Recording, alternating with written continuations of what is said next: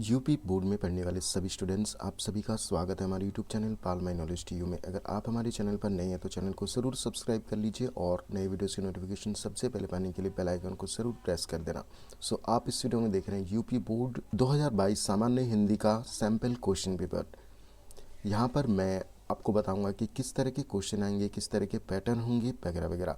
मुद्रित पृष्ठों की संख्या होगी यहाँ पर 11, अनुक्रमांक लिखना है, नाम लिखना है और समय आपको मिलेंगे 3 घंटे 15 मिनट, पूर्णांक होगा 100। यहाँ पर कुछ नोट दिए गए हैं, जैसे प्रारंभ के 15 मिनट आपको प्रश्न पत्र पढ़ने के लिए दिया जाएगा। इस प्रश्न पत्र में 2 खंड है, दोनों खंडों के सभी प्रश्नों का उत्तर देना आवश्यक है। स्टार्ट करते हैं खंड क से। यहाँ पर पहला प्रश्न, शिक्षा का उद्देश्य निबंध के लेखक हैं। यहाँ पर 4 ऑप्शन आपको दिए जाएंगे। प्रश्न ख, लल्लूलाल की रचना कौन सी है? पर्दा कहानी के लेखक कौन है? आवारा मसीहा के रचनाकार कौन है? बाण भट्ट की आत्मकथा के लेखक कौन है? दूसरा प्रश्न यहाँ पर क, कामायनी किस युग की रचना है? निम्नलिखित कवियों में से कौन प्रगतिवादी युग का है? तार सप्तक का प्रकाशन वर्ष कौन सा है? द्विवेदी युग की रचना नहीं है इनमें से कौन सी? फिर निम्नलिखित में से कौन से कृत महाकाव्य नहीं है? तीसरा प्रश्न होगा, दिए गए गद्यांश पर आधारित निम्नलिखित प्रश्न का उत्तर दीजिए। यहाँ पर एक गद्यांश दिया जाएगा, फिर उसमें 5 प्रश्न होंगे, प्रत्येक प्रश्न 2 अंक का होगा। अथवा यहाँ पर 2 पैराग्राफ दिए गए हैं, दोनों पैराग्राफ में से आप जो भी इजी लगे आपको उसे आप कर सकते हैं। इसमें भी 5 प्रश्न होंगे।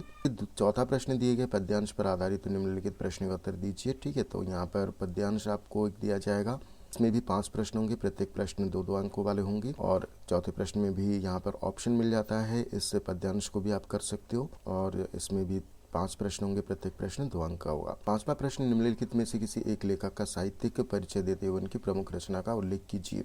ठीक है, क प्रश्न होगा, निम्नलिखित में से किसी एक कवि का साहित्यिक परिचय देते हुए उनकी प्रमुख कृतियों का उल्लेख कीजिए। फिर छठा प्रश्न, कहानी तत्वों के आधार पर पंचलाइट अथवा बहादुर कहानी की समीक्षा कीजिए।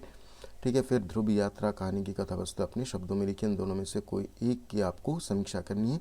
7वां प्रश्न, स्वपठित नाटक के आधार पर निम्नलिखित प्रश्नों में से किसी एक का उत्तर दीजिए। अधिकतम शब्द सीमा 80 शब्द। तो इसमें कई सारे आपको ऑप्शन मिल जाते हैं, 6 ऑप्शन आपको मिल जाते हैं। ठीक है, फिर खंड ख, यहाँ पर 8वां प्रश्न, दिए गए संस्कृत गद्यांशों में से किसी एक का संदर्भ सहित आपको हिंदी में अनुवाद करनी है 7 अंक के लिए। इन दोनों में से कोई एक आपको करना है हिंदी अनुवाद।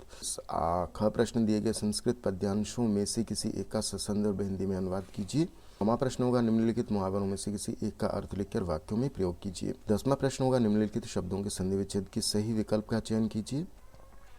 ख प्रश्न होगा, दिए गए निम्नलिखित शब्दों की विभक्ति और वचन कौन सी है? ठीक है।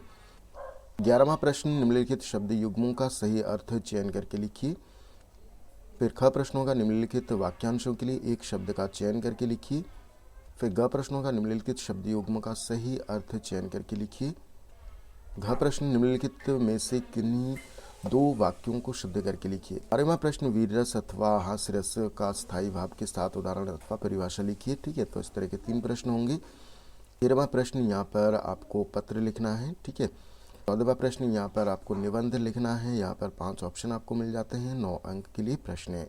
तो इसी तरह के क्वेश्चन पेपर आपको मिलेंगे आपके एग्जाम हॉल में, तो आप इसकी तैयारी कर सकते हैं। अगर ये वीडियो आपको अच्छा लगा तो वीडियो को लाइक, कमेंट और शेयर ज़रूर करें। मिलते हैं नेक्स्ट वीडियो में। Thank you.